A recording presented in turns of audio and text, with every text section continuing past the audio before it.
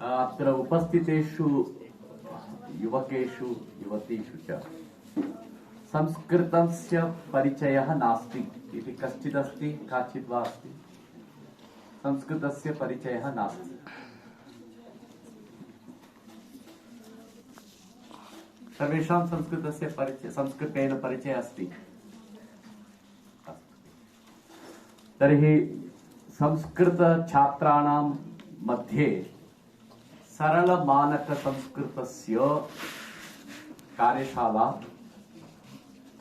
तस्याः कार्यशालायाः स्वरूपं भिन्नं भवति। यदि संस्कृतेतर छात्राः भवन्ति, संस्कृतं न कदापि श्रुतवन्तः, किञ्चिदपि संस्कृतं न जानन्ति, तादृशानां मध्ये अस्याः कार्यशालायाः स्वरूपं भिन्नमस्ति। इदानीं सरल मानक संस्कृतम् इति उद्घाटनसत्रेपि श्रुतं, भवतां पञ्जीकरणकालेपि भवद्भिः दृष्टं श्रुतं, पञ्जीयनं कृतम्, अत्र आगतं भवन्ति। सरल मानक संस्कृतं किमर्थम्? इदानीं वयं सर्वेपि संस्कृतस्य अध्येतारः। तर्हि अस्माकं कृते अयं प्रश्नः अत्यावश्यकः। संस्कृतं वयं पठामः एव, संस्कृतेन लिखामः एव, संस्कृतग्रन्थानाम् अध्ययनं कुर्मः एव। तर्हि सरलमानकसंस्कृतं किमर्थम् इति प्रश्नः आगच्छति। तर्हि किमर्थम् इत्यस्य प्रश्नस्य उत्तरम् अस्माभिः चिन्तनीयम्। कस्यापि कार्यस्य, कस्याः अपि योजनायाः यदि आरम्भं कुर्मः, तर्हि किं कार्यम् इति, किमर्थम् इदं कार्यमिति प्रश्नः आगच्छति। तर्हि अस्याः कार्यशालायाः अपि प्रथमसत्रेऽस्मिन् एकः प्रश्नः अस्ति, सरलमानकसंस्कृतं किमर्थम्? अस्माकं भारतीय संस्कृतिः अस्ति। एषा संस्कृतिः अन्य देशानां संस्कृति अपेक्षया अति पवित्रा, उत्तमा, अत्यन्तं महत्वपूर्णा इति वयं शृण्वानः एव स्मः। इतिहासेषु पठामः, भारतीय संस्कृतिः अत्यन्तं पवित्रा अस्ति। सा संस्कृतिः भारतीय समाजम् अत्यन्तं समृद्धं करोति। तर्हि भारतीय समाजः संस्कृत्या समृद्धः, तर्हि समृद्धेः कारणमस्ति संस्कृतम्। तस्याः भारतीय संस्कृतेः संवाहिका भवति संस्कृतम्।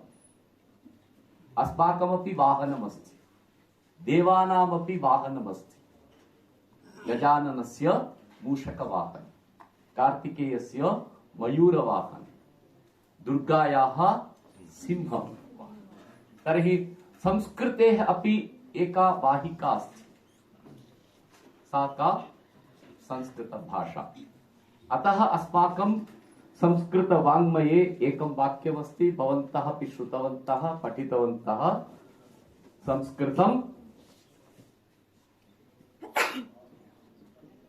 संस्कृतिः संस्कृताश्रिता।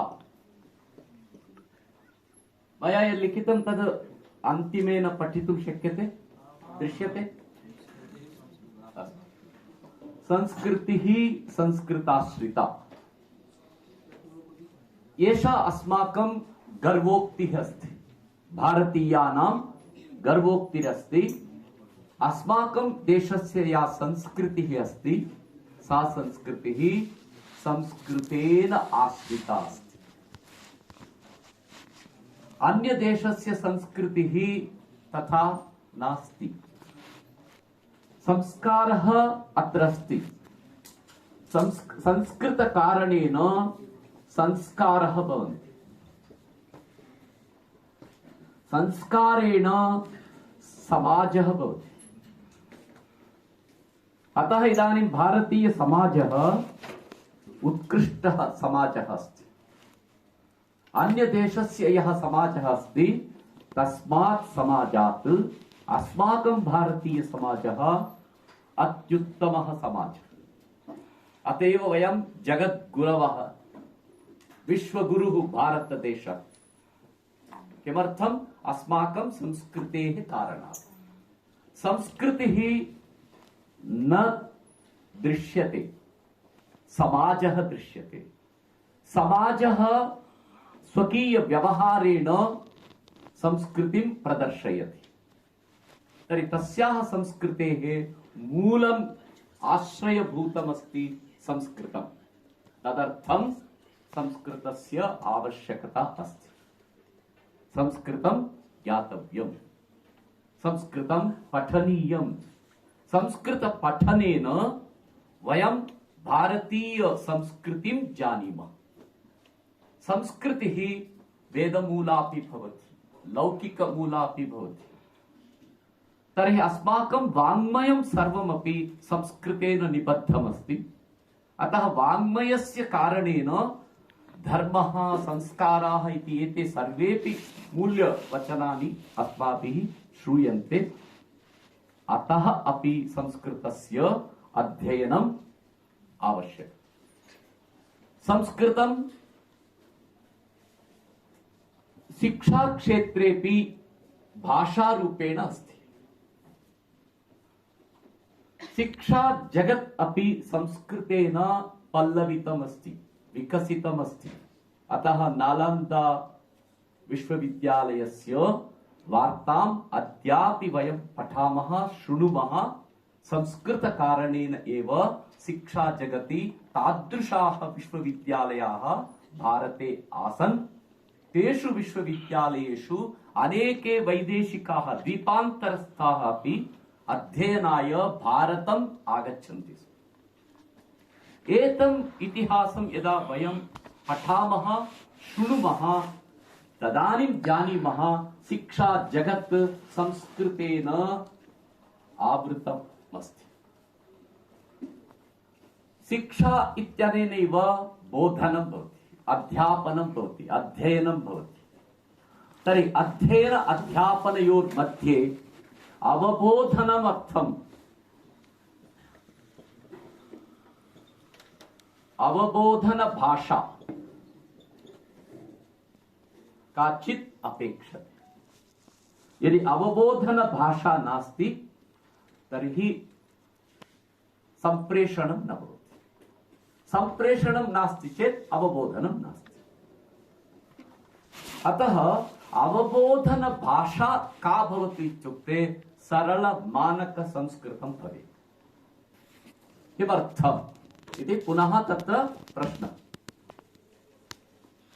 वयं संस्कृतम् अधीयानाः स्मः। इदानीं भवन्तः अधीयते, अध्ययनं कुर्वन्ति। इदानीं या भाषा अस्ति संस्कृतभाषा, सा सरला भाषा अस्ति। प्रौढां भाषां विश्वविद्यालयेषु भवन्तः न शृण्वन्ति। पारंपरिक विश्वविद्यालयेषु कदाचित् शास्त्र अध्ययनं यत्र भवति तत्र प्रौढं संस्कृतं शृण्वन्ति। परन्तु सामान्य विश्वविद्यालयेषु यत्र संस्कृत विभागाः सन्ति तेषु अधीयानाः एमए उपाधिधारिणः, एमफिल उपाधिधारी, इदानीं एमफिल नास्ति, इतः परं तादृशाः संस्कृतं केवलं मातृभाषया शृण्वन्ति, आङ्ग्लभाषया शृण्वन्ति अथवा प्रादेशिकभाषायां शृण्वन्ति। अतः संस्कृतस्य श्रवणमपि न्यूनम् अभवत्। यत्किमपि न्यूनं संस्कृतं शृण्वन्ति तत् सामान्यं संस्कृतं, न तु प्रौढम्। तद् न्यूनं संस्कृतम् अपि भाषितारः, तया भाषया भाषितारः न सन्ति।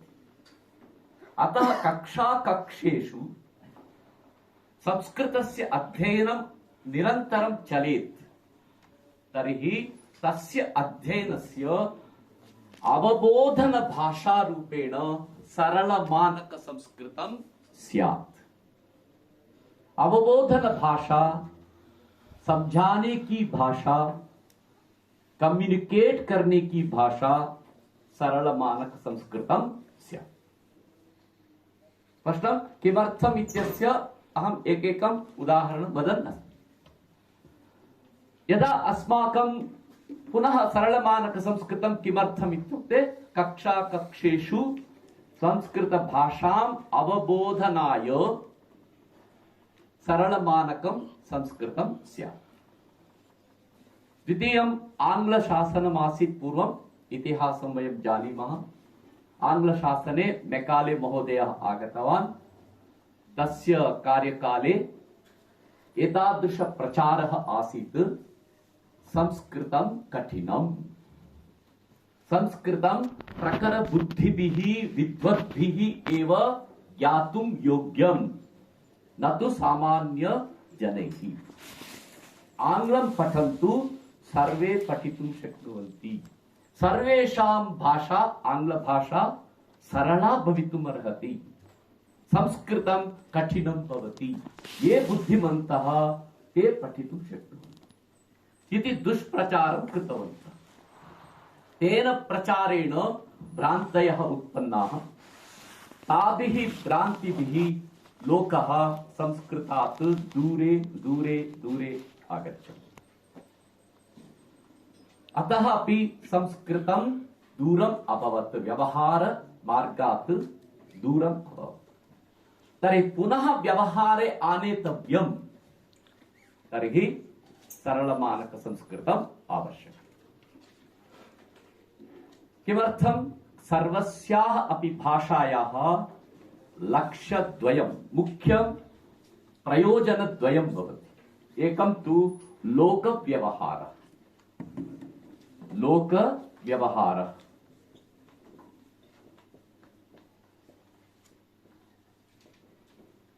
द्वितीयं शिक्षणमाध्यमम्। एतद् प्रमुखं प्रयोजनं द्वयं भवति कस्याः अपि भाषायाः। अस्माकं भारते संस्कृत भाषा आसीत्, व्यावहारिकी भाषा आसीत्, लोकभाषा आसीत्, परन्तु आक्रमणकालेन आक्रामकैः दुष्प्रचारः कृतः। तेन प्रचारमाध्यमेन सः लोकव्यवहारः नष्टः, तत् शिक्षणमाध्यमं नष्टम्। तर्हि इदानीं पुनः तस्य लोकव्यवहारस्य पुनः शिक्षणमाध्यमस्य यदि आनयनम् अपेक्षते तर्हि सरलमानकसंस्कृतम् आवश्यकम्। स्पष्टं? किमर्थं? लोकव्यवहारार्थं पुनः शिक्षणमाध्यमम्। शिक्षणमाध्यमे कीदृशं स्यात्? अवबोधन भाषा स्यात्। समझाने की सटीक भाषा होनी चाहिए। संस्कृत कठिन नहीं होनी चाहिए, सरल होनी चाहिए। अतः समझाने की भाषा स्वरूप को हमें लोक व्यवहार में लाना है। इस लोक व्यवहार में लाने के हेतु सरल मानक संस्कृतम् आवश्यकम्। स्पष्टमस्ति? भवन्तः इदानीं संस्कृतस्य अध्येतारः सन्ति। यदा भवन्तः अन्यान् प्रेरयन्ति तर्हि इमान् उपायान् अन्यानपि स्वकीय उपायानपि योजयित्वा सरलमानक संस्कृतं किमर्थमिति उत्तरं भवन्तः अपि चिन्तयन्तु। द्वितीयं, गौण प्रयोजनानि बहूनि सन्ति। पुस्तकलेखनपर्यन्तम् अस्ति। पुनः लेखन रचना कालः अपि भवितुमर्हति। यदि भाषायां सम्यक् प्रभुत्वं भवति, सरलरूपेण लेखितुं वयं शक्तिं प्राप्नुमः, तर्हि वयं पुस्तकम् अपि लेखितुं शक्नुमः। पुस्तकरूपेणापि लोकान् प्रेरयितुं शक्नुमः। अतः गौणप्रयोजनानि अपि सन्ति बहूनि, परन्तु प्रमुखं प्रयोजनद्वयं एतदस्ति लोकव्यवहारः शिक्षणमाध्यमम्। अतः सरलमानकसंस्कृतम् अपेक्षते। अस्तु, सरलमानकसंस्कृतम् इत्यस्य किमर्थमिति यदा प्रश्नः कृतः तर्हि पुनः आगच्छति, एतद् सरलम् अस्ति, सरलमानकसंस्कृतम् इत्युक्ते सरलीकृतं वा, सरलीक्रियते, अहं सरलीकृत्य वदामि इति यदि कश्चित् वदति, न, तथा नास्ति। सरलीकृतम् इति कदापि न भवति। सरलीकृतम् इत्यस्य को अर्थः, पूर्वं नासीत्, सरलं नासीत् संस्कृतं, प्रयत्नपूर्वकम् अहम् इदानीं सरलीकरोमि इति भावः आगच्छति। पूर्वं सरलं नासीत् संस्कृतं, कठिनम् आसीत्, अतः अहम् अविद्यमानं सरलम् इदानीम् अहं प्रयत्नपूर्वकं सरलरूपेण उपस्थापयामि। अतः सः भावः अत्र नास्ति। पूर्वमपि सरलम् आसीत्, इदानीमपि सरलम् अस्ति। पूर्वमपि प्रौढम् आसीत्, इदानीमपि प्रौढम् अस्ति। अतः प्रत्येकं भाषायाः मुखद्वयं भवति, स्वरूपद्वयं भवति।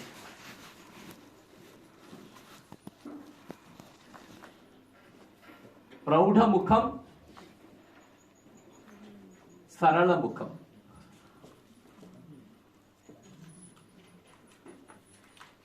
प्रत्येकं भाषायाः एतत् स्वरूपद्वयं भवति, एकं प्रौढं भवति, एकं सरलं भवति। इदानीं वयं स्वीकुर्मः, एकमेव संस्कृतमस्ति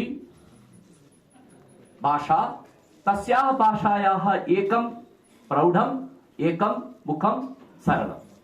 तर्हि वयं सरलम् इति यद् मुखमस्ति तस्य वयम् अनुसरणं कुर्मः, तस्य ग्रहणं कुर्मः, तस्य अभ्यासं कुर्मः, तस्य प्रचारं कुर्मः, तस्य लोकव्यवहारे आनयनं कुर्मः, तस्य पुस्तकलेखने वयं प्रयोगं कुर्मः।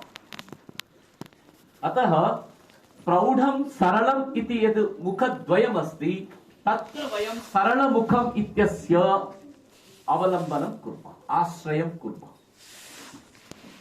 शॉर्टकट, प्रत्येकं राजमार्गस्य अनेके शॉर्टकट्स् भवन्ति। स्पष्टं? वयं जानीमः, राजमार्गे गच्छामश्चेत्, हाईवे मध्ये गच्छामश्चेत् कालः अधिकः भवति, तर्हि शॉर्टकट मध्ये नेष्यति चालकः। अतः तथैव अस्याः अपि भाषायाः सरलम् एकं रूपम् अस्ति, अतः सरलीकृतं न मया सरलीकर्तुं शक्यते, न भवता सरलीकर्तुं शक्यते, तत् अस्त्येव। सरलीकृतम् इति कदा भवति, यद् नासीत्, यदि नास्ति तर्हि तस्य तद्रूपेण वयं कुर्मश्चेत् मया कृतमिति। सिम्प्लिफाइड, सिंपल नास्ति, अतः अहं किञ्चित् तत्र प्रयत्नं कृतवान्, सिम्प्लिफाइड कृतवान्। परन्तु अत्र संस्कृतस्य सरलं रूपम् अस्त्येव। तदपि कीदृशं, पाणिनीय व्याकरण सम्मतम् अस्ति। पाणिनीय एतद् उभयमपि पाणिनीय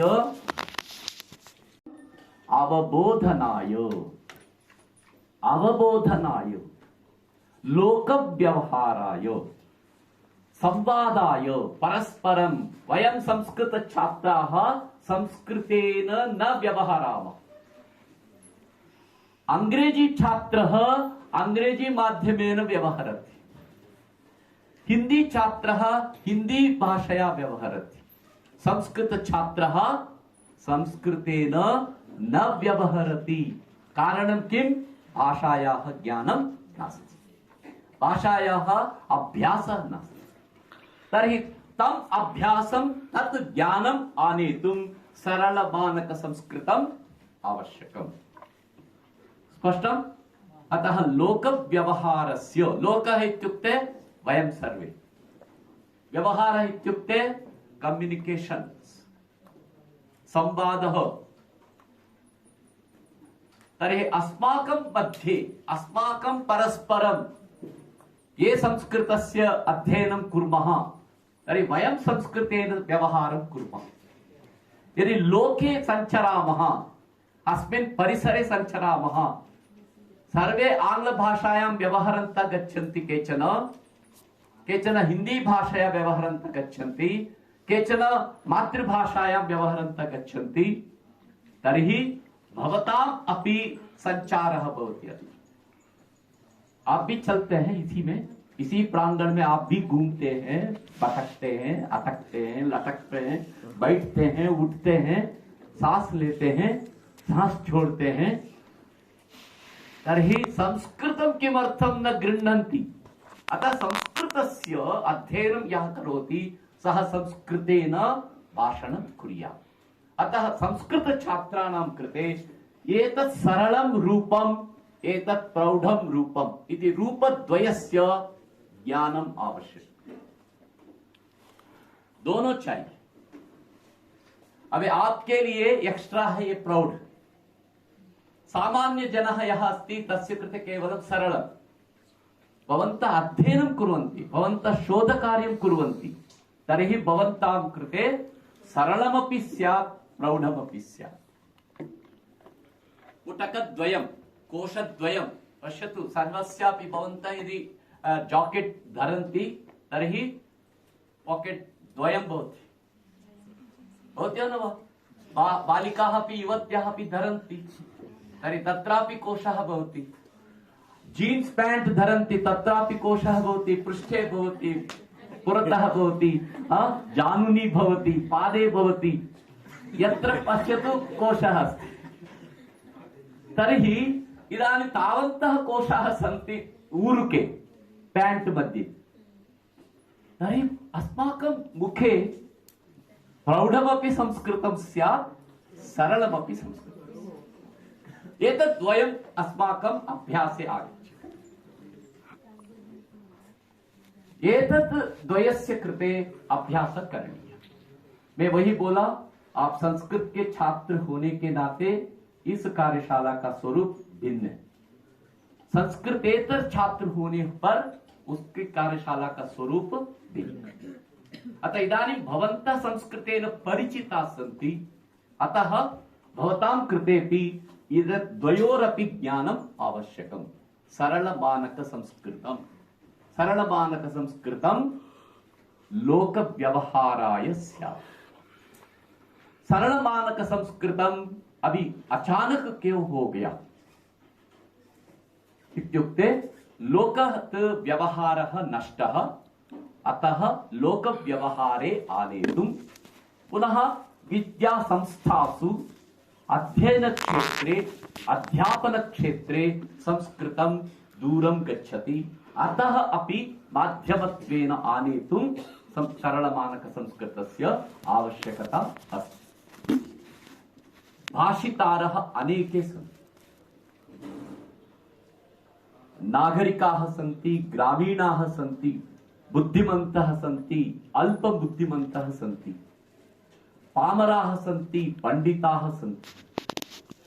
तेषामपि भाषा अस्ति। पामरः अपि किञ्चित् वदति, पंडितः अपि वदति, परन्तु पंडितस्य पामरस्य च भाषा भेदः विद्यते।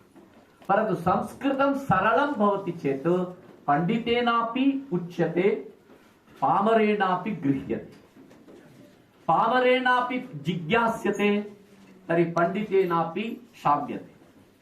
एवं द्वयोरपि भाषा सरल मानक संस्कृतं स्यादिति एतस्य किमर्थम् इत्यस्य उत्तरमस्ति।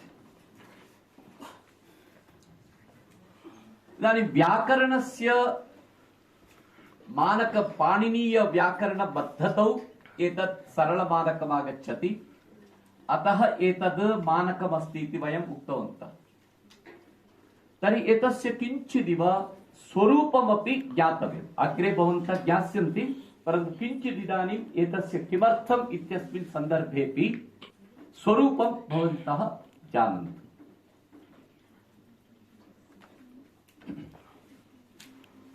व्याकरणं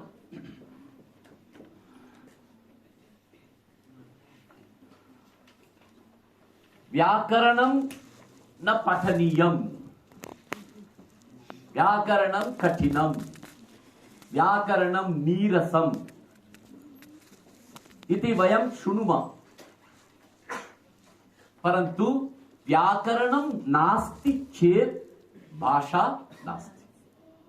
तत् सरलं भवतु अथवा कठिनं भवतु, द्वयोरपि स्वरूपयोः आधारः अस्ति व्याकरणम्। अतः व्याकरणेन विना किमपि एकोऽपि शब्दः सुष्ठु साधु न भवति, वाक्यानि न भवन्ति। वाक्यानि न भवन्ति चेत् वयं व्यवहारं कर्तुं न शक्नुमः। अतः व्याकरणम् आवश्यकम्। तर्हि व्याकरणे, संस्कृतव्याकरणे भवन्तः जानन्ति, वर्णमालातः आरभ्य धातवः, शब्दाः, प्रत्ययाः, प्रत्ययान्त शब्दाः, पुनः सन्नन्ताः, कृदन्ताः, निजन्ताः इति वयम् अन्त अन्त अन्त इति अन्तादिकं बहु शृणुमः। तर्हि अजन्ताः इति वयं स्वीकुर्मः। पुनः तिङन्ताः। अत्र अजन्तेषु सुबन्त इति प्रथमं, सुबन्ताः, तत्र अजन्ताः भवन्ति, हलन्ताः भवन्ति। तर्हि सुबन्तानां तिङन्तानां च मेलनेन वाक्यं भवति, सुतिङन्तं पदम्। अतः पदम् इति यदस्ति, सुबन्तं तिङन्तं, तस्य ज्ञानम् आवश्यकम्। तद् प्रौढसंस्कृतेऽपि अस्ति, सरलसंस्कृतेऽपि अस्ति। एतद् विना प्रौढत्वं सरलत्वं नागच्छति। परन्तु उभयमपि स्वरूपं सुबन्तेषु तिङन्तेषु अथवा सुतिङन्तानां संयोगे अस्ति। तर्हि सुबन्तेषु अजन्ताः भवन्ति, हलन्ताः भवन्ति।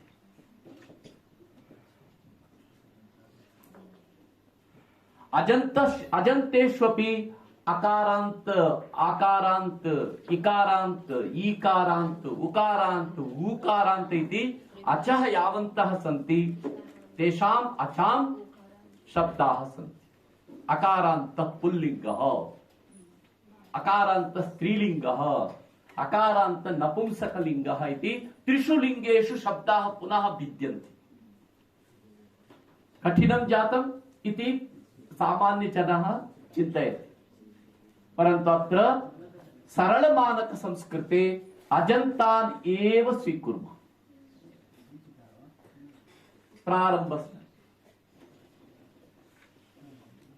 प्रारम्भस्तरे यदि वयं लोकव्यवहारं जनयितुम् इच्छामः, वयं व्यवहारं कर्तुम् इच्छामः, तर्हि अजन्तेषु एव वयं दृष्टिं साधयामः। हलन्तान् अन्यस्य स्तरस्य कृते स्थापयामः, नेक्स्ट लेवल कृते। अतः अजन्ताः इदानीं प्रथम प्राथमिकस्तरे वयं स्वीकुर्मः। तर्हि प्राथमिकस्तरेऽपि अजन्तेषु अकारान्तः पुल्लिङ्गे नपुंसकलिङ्गे, आकारान्त ईकारान्त स्त्रीलिङ्गे। एतानेव चतुरः शब्दान् वयं यदि अभ्यासं कुर्मः तर्हि व्यवहारः भविष्यति। सरलं जातं, पाणिनि व्याकरणे एव सन्ति, अजन्त प्रकरणं, हलन्त प्रकरणं।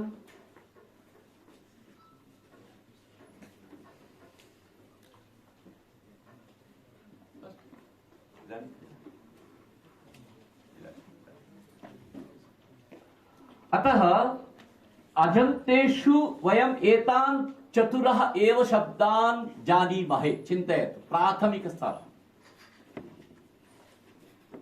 अकारान्त पुल्लिङ्गः, अकारान्त नपुंसकलिङ्गः, आकारान्त ईकारान्त स्त्रीलिङ्गः। एतेषां चतुर्णां शब्दानां यदि अभ्यासं कुर्मः, वयं प्रयोगं कर्तुं शक्नुमः। एतद् मानकम् अस्ति न वा? इदानीं पाणिनीय व्याकरणे एव अस्ति, अजन्त प्रकरणम् अस्ति। अजन्त प्रकरणेषु अन्येपि शब्दाः सन्ति, परन्तु व्यवहारस्य प्रारम्भस्य अल्पारम्भस्य सरलम इति भावस्य जननाय संस्कृत कठिन नहीं है, संस्कृत सरल है। इस भावना को उत्पन्न करने के लिए हम क्या कर सकते हैं? अजंत शब्देषु केवलम एतान चतुरः शब्दान स्वीकुर्मः, हलन्तान अनंतरम स्वीकुर्मः, अजन्तान अन्यान अपि अजन्तान अनंतरम स्वीकुर्मः। केवलम एते चत्वारः। पुनः तिङन्तेषु परस्मैपदम्, आत्मनेपदम्, उभयपदम् इति अस्ति खलु। तर्हि तत्र केवलं परस्मैपदं स्वीकुर्मः।